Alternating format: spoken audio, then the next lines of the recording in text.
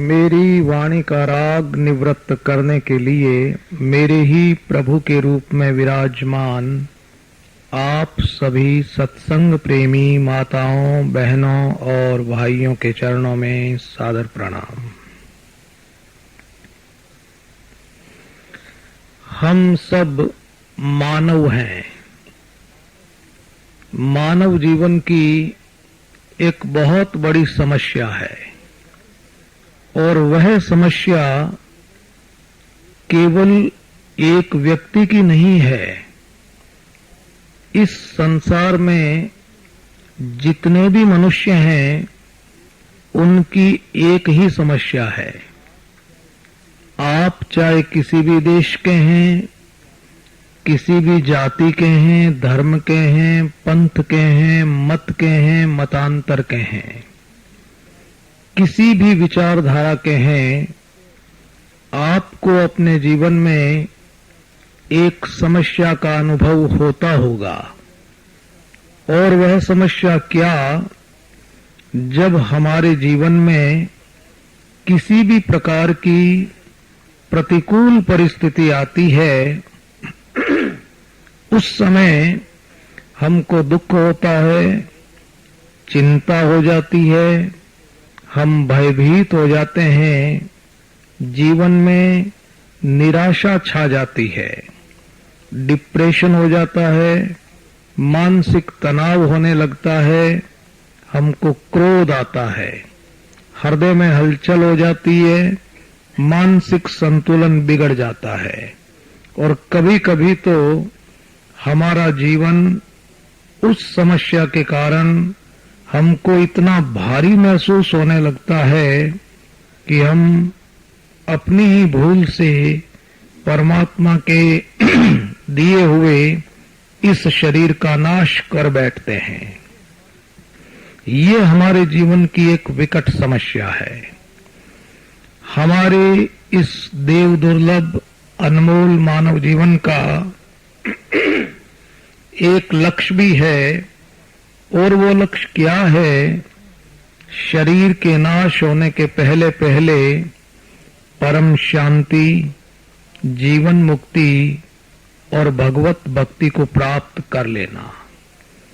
जीवन की समस्या के बारे में और जीवन के लक्ष्य के बारे में हमने अपनी प्रातःकालीन सभा में विस्तार से विचार कर लिया। इस सभा में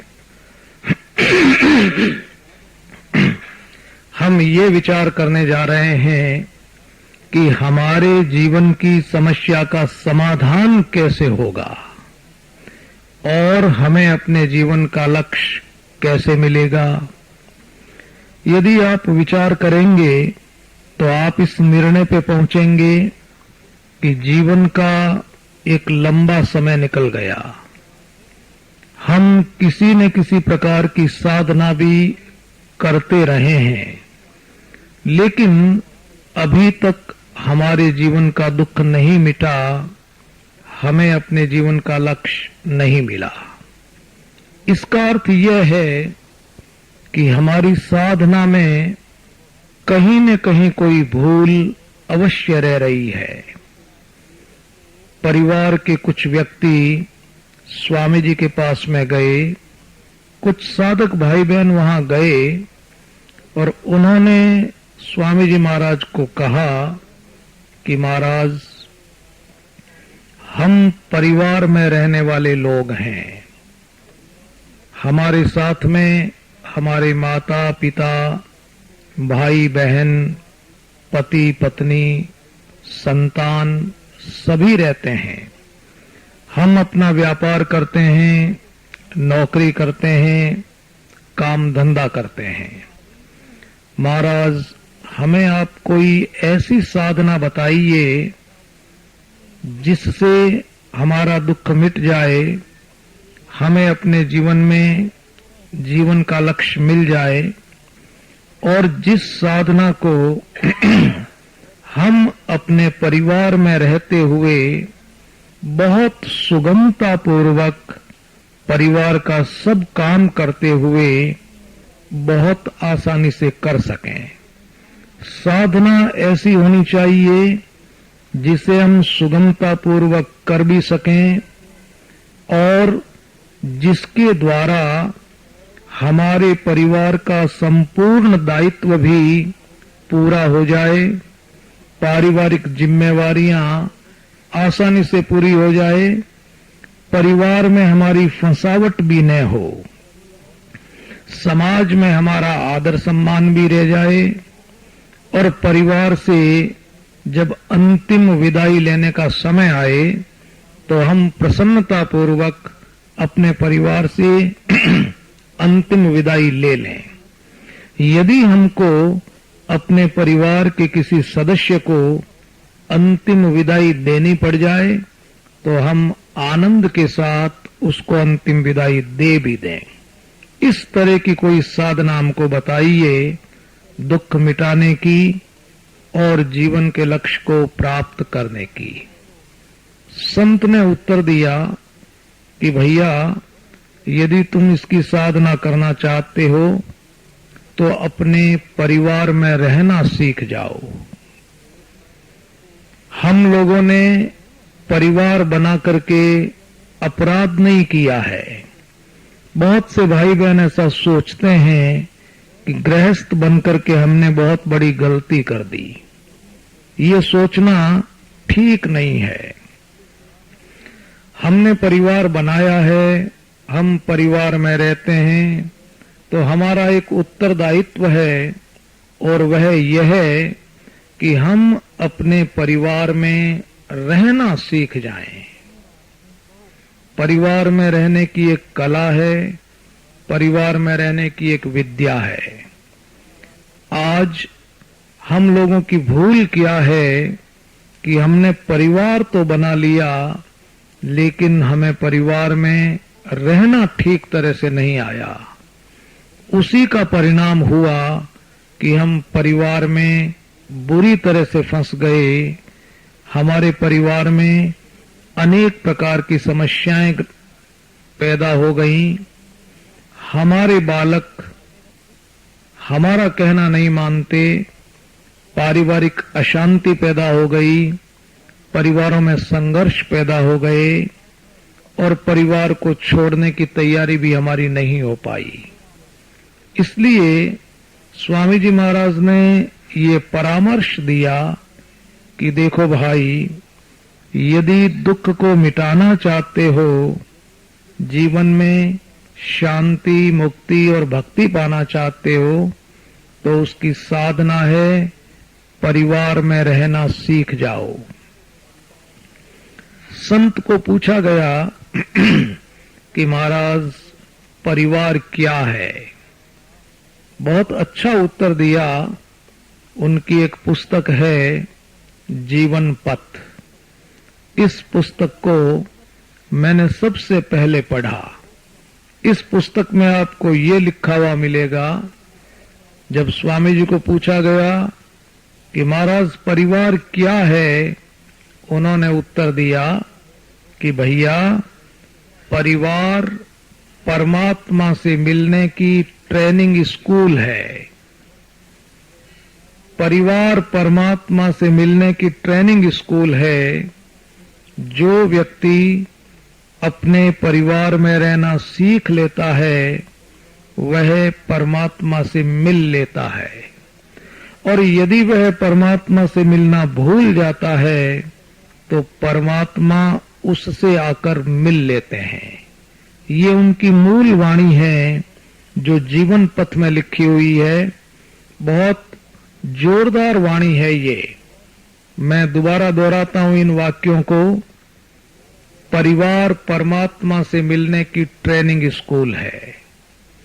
जो व्यक्ति अपने परिवार में रहना सीख लेता है वह परमात्मा से मिल लेता है, और यदि वह परमात्मा से मिलना भूल जाता है तो परमात्मा उससे आकर मिल लेते हैं। तो अब हमारी साधना क्या हुई? हमारी साधना केवल इतनी सी हुई कि हम अपने परिवार में रहना सीख जाएं। ये किस बात की साधना है?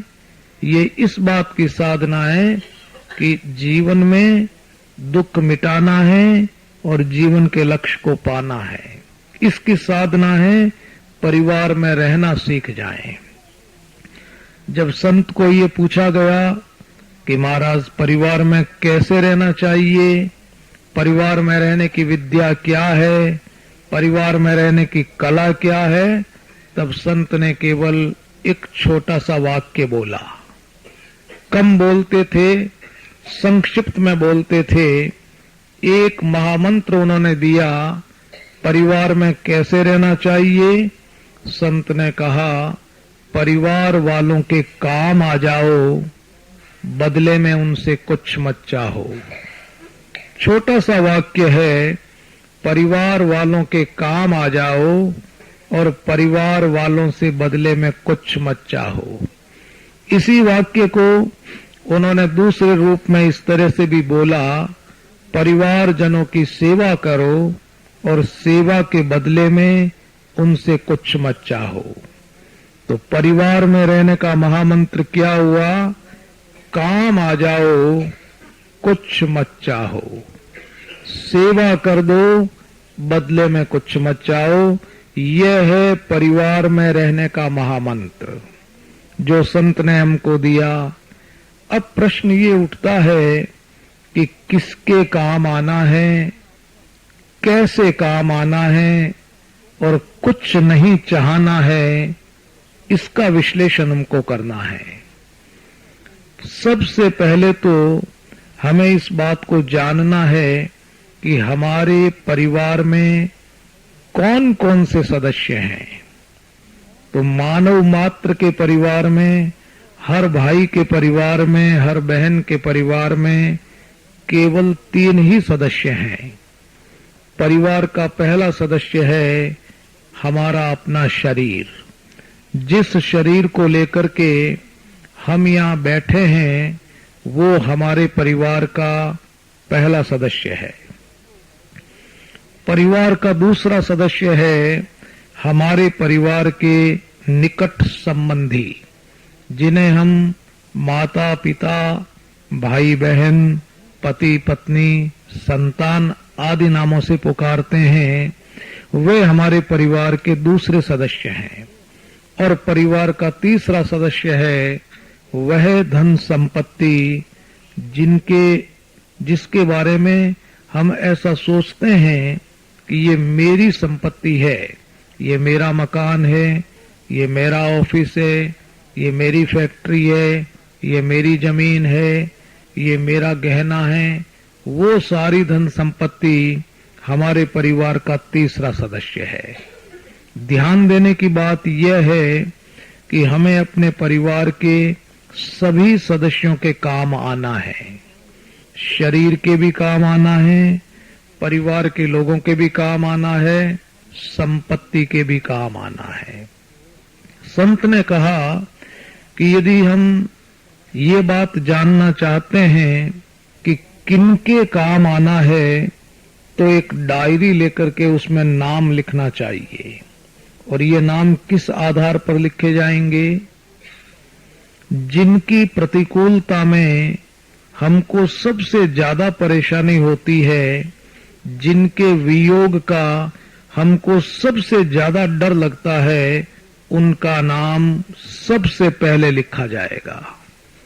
हम अलग से बैठ करके, एकांत में बैठ करके ये विचार करें कि भाई मेरे परिवार में ऐसा कौन सा व्यक्ति है जिसके वियोग का मुझे सबसे अधिक डर लगता है।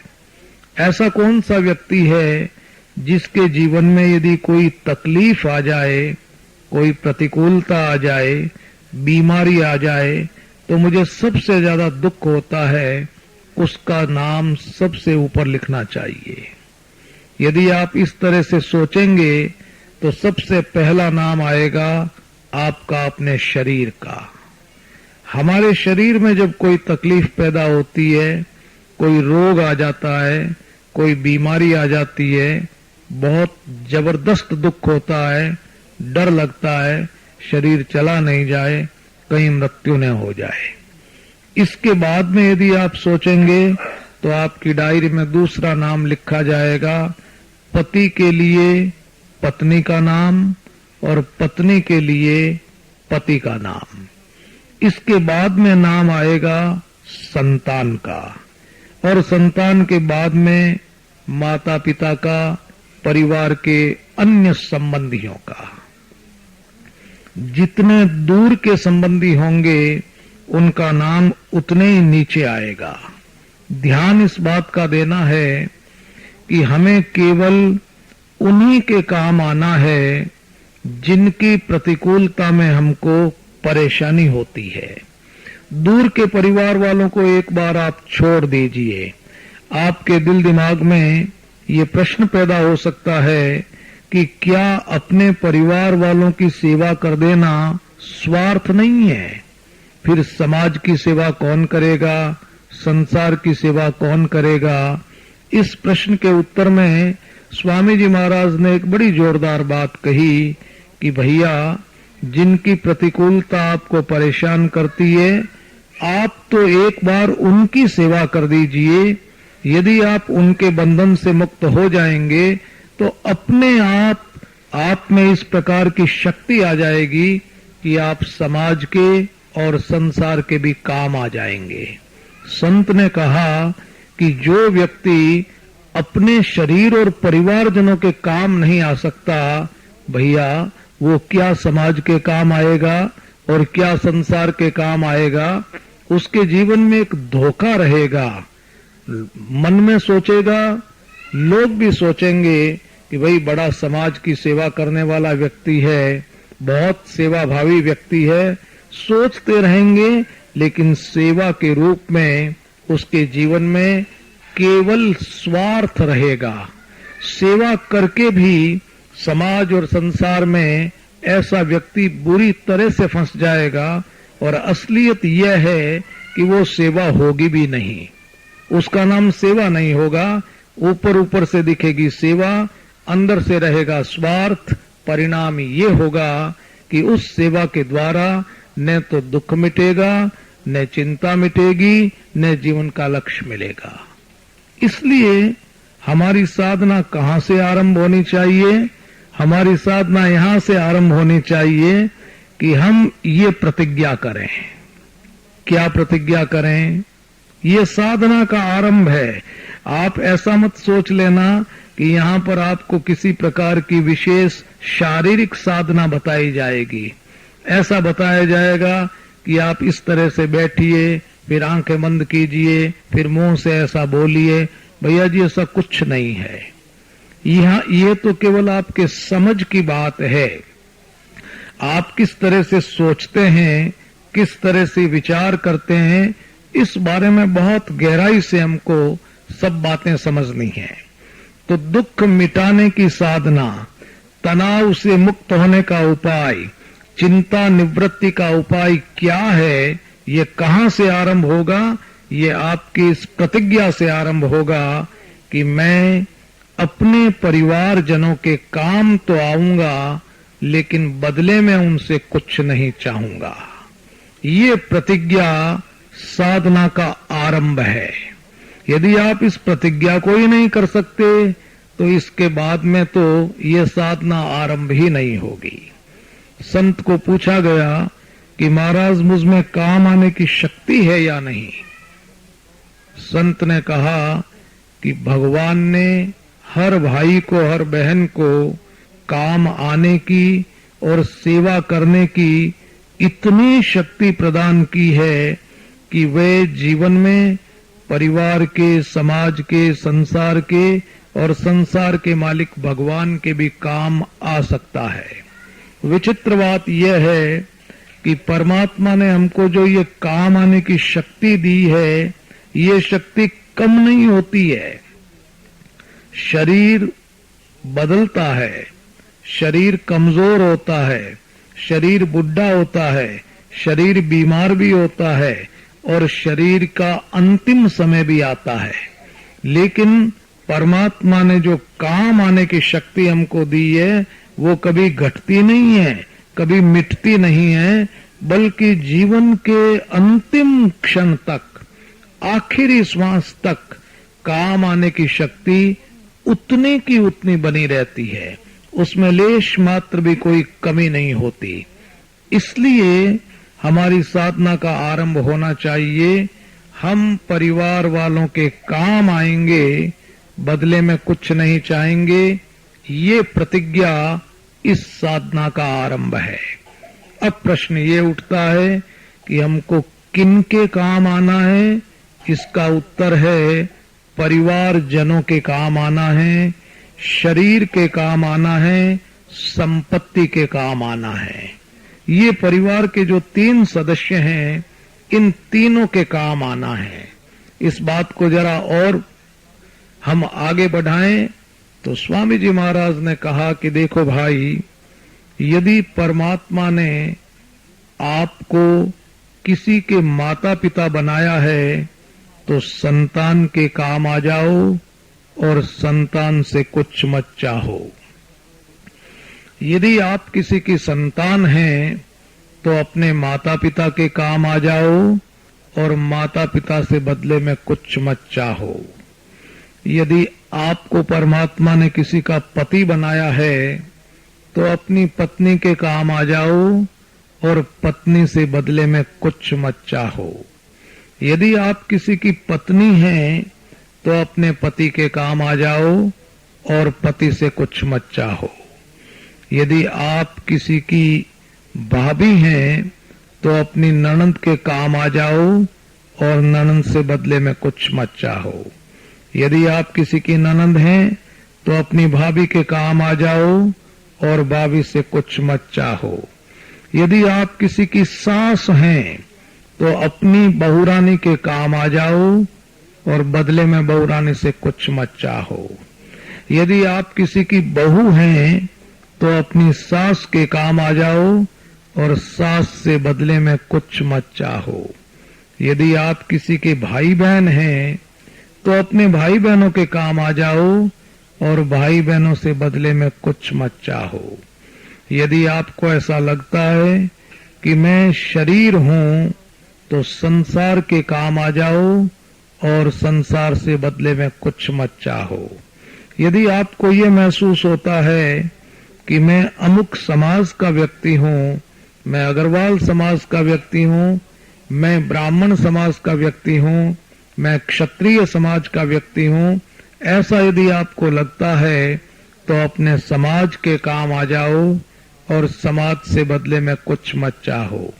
यदि आप कहते हैं कि नहीं नहीं, मैं शरीर नहीं हूं, मैं तो भगवान का अंश हूं, तो भैया जी भगवान के काम आ जाओ और भगवान से भी बदले में कुछ मत चाहो। हमारे पास में 3 शरीर हैं। स्थूल शरीर हमारे पास में है, सूक्ष्म शरीर हमारे पास में है, कारण शरीर हमारे पास में है।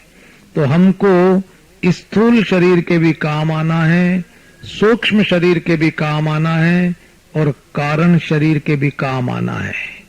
और याद रखना, हमारे पास में भगवान की दी हुई धन संपत्ति भी है। हमको अपनी छोटी बड़ी जितनी भी धन संपत्ति हमारे पास में है, उस संपत्ति के भी काम आना है। ध्यान देना जी, यदि आपके पास में एक सुई भी है तो माना जाएगा कि वह आपकी संपत्ति है।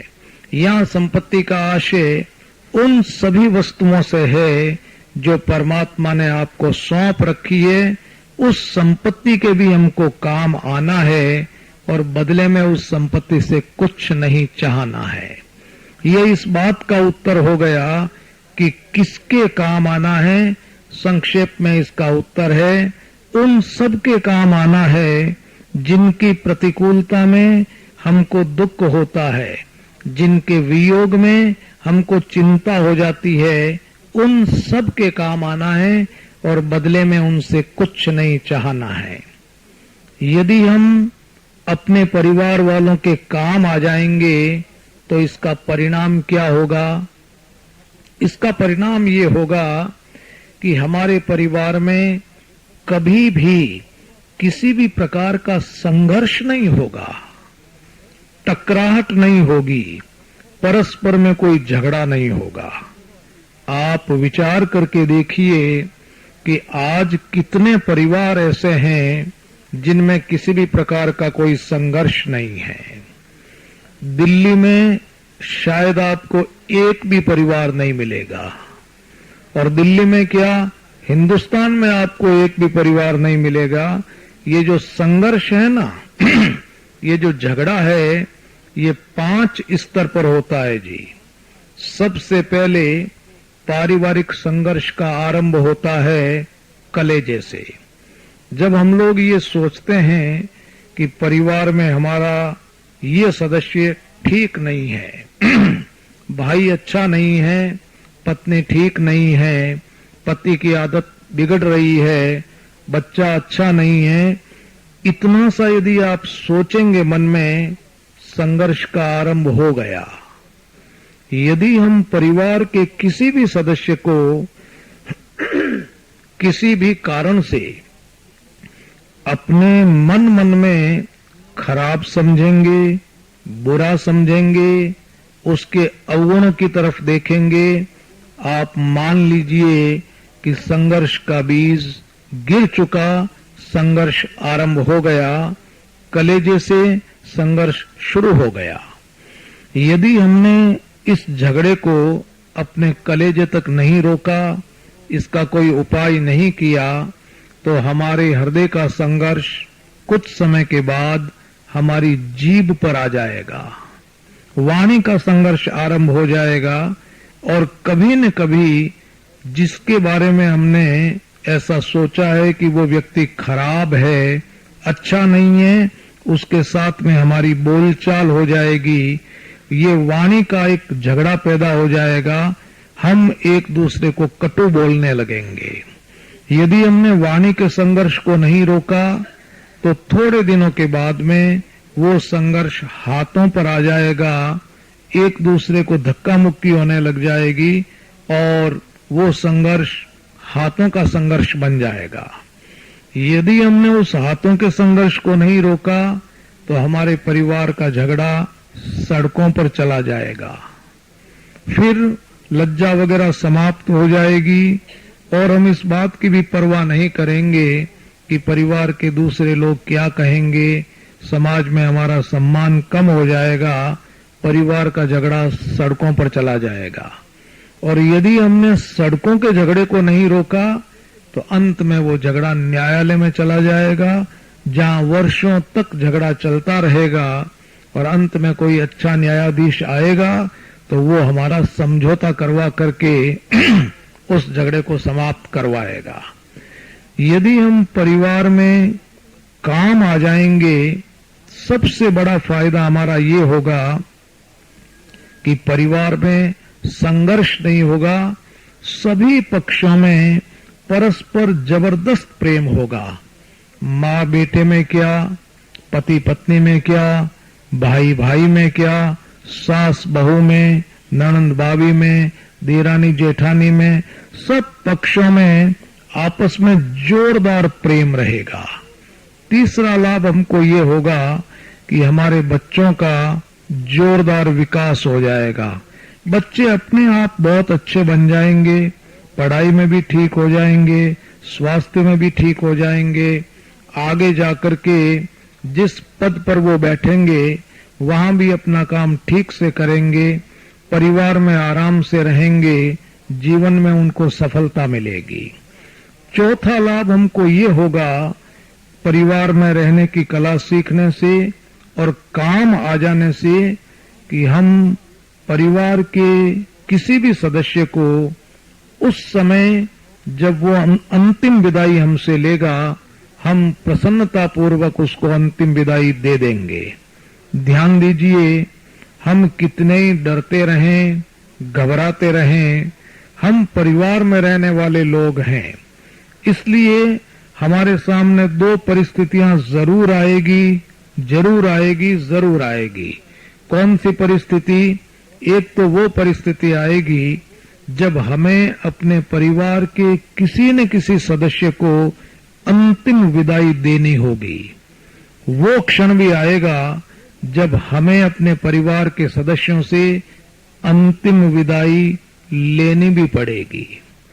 आज जब हमसे कोई विदाई लेता है तो हमें बहुत परेशानी होती है, और हम किसी से विदाई लेते हैं तो हमको बहुत परेशानी होती है। न विदाई देने की तैयारी है, न विदाई लेने की तैयारी है। दोनों ही परिस्थितियां हमारे सामने आती हैं, और दोनों परिस्थितियों में हम इतने परेशान, चिंतित और हैरान हो जाते हैं कि कई वर्षों तक हमारा दुख मिटता नहीं, हमारी चिंता घटती नहीं। एक शक्ति आ जाएगी हम लोगों में, यदि हम